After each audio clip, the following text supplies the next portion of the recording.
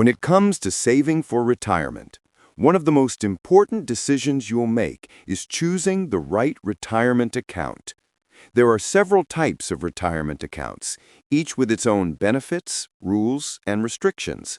Understanding the differences between them can help you make an informed choice and ensure you're on the best path to financial security in your retirement years. The main retirement accounts include 401ks, traditional IRAs, Roth IRAs, and sometimes, for self-employed individuals, SEP IRAs.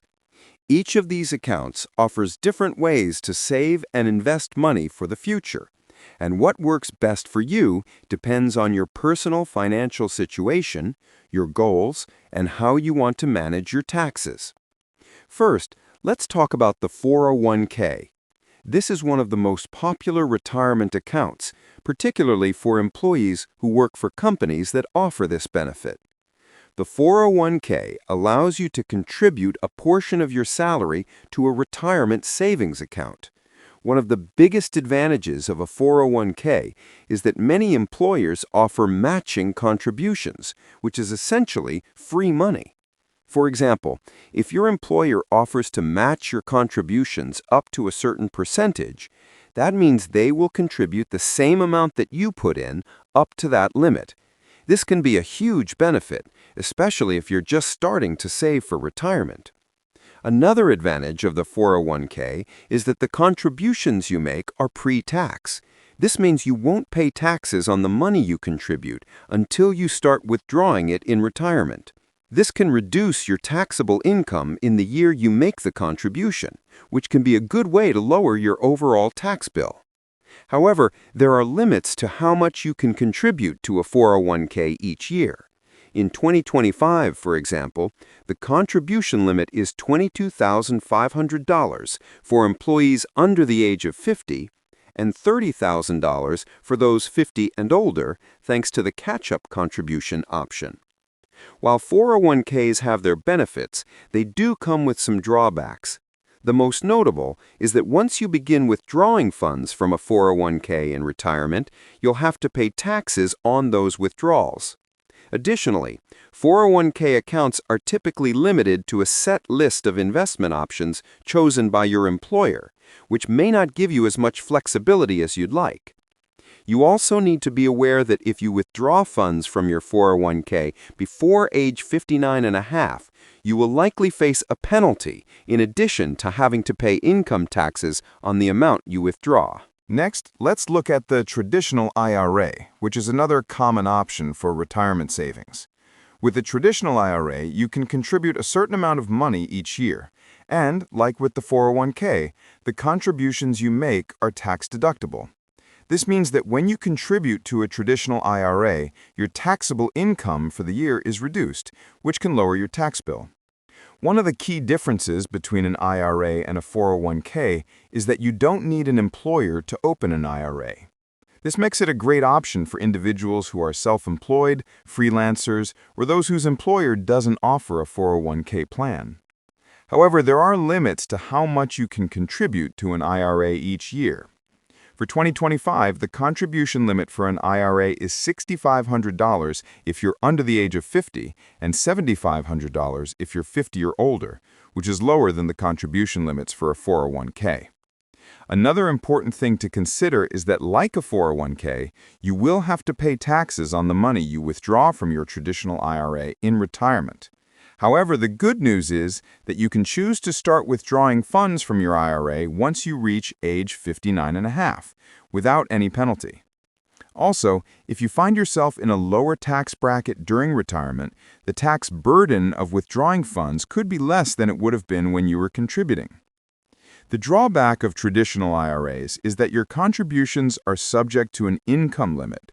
If you or your spouse is covered by a workplace retirement plan, your ability to deduct contributions from your taxes can be limited based on your income. For individuals who are not covered by an employer plan, there is no income limit for contributing to a traditional IRA, but the contribution limits still apply. Then there's the Roth IRA, which offers a different approach when it comes to taxes. The key benefit of a Roth IRA is that the contributions you make are not tax-deductible, meaning you contribute money that has already been taxed. However, the big advantage comes when you withdraw funds from a Roth IRA in retirement. Since the contributions are made with after-tax money, the earnings and withdrawals from the Roth IRA are tax-free as long as you follow the rules. To qualify for tax-free withdrawals, you must be at least 59.5 years old and have had the account open for at least 5 years. Roth IRAs are a great option for people who expect to be in a higher tax bracket in retirement or those who want the certainty of knowing their retirement savings won't be taxed in the future. Another perk of the Roth IRA is that unlike a traditional IRA, there are no required minimum distributions, or RMDs, during your lifetime. This means that if you don't need to withdraw money from your Roth IRA in retirement, you can leave the funds to grow tax-free for as long as you like. However, Roth IRAs do have income limits. For 2025, if your income exceeds $153,000 for single filers or $228,000 for married couples filing jointly, you may not be eligible to contribute to a Roth IRA. Roth IRAs also have contribution limits of $6,500 per year for those under 50 and $7,500 for those 50 and older. For self-employed individuals, there is another type of retirement account called a SEP IRA, which stands for Simplified Employee Pension. This is a great option for freelancers, small business owners, and those who are self-employed. A SEP IRA allows business owners to contribute a much larger amount to their retirement savings compared to an IRA. For 2025, the contribution limit for a SEP IRA is up to 25% of an employee's compensation, or $66,000, whichever is less. This is a significant advantage over both the 401k and IRA, but the downside is that only the business owner or employer can contribute to a SEP IRA, not the employees. When choosing the best retirement account for yourself, there are several factors to consider.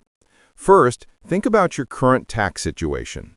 If you're looking for immediate tax benefits, a 401k or traditional IRA might be the best choice.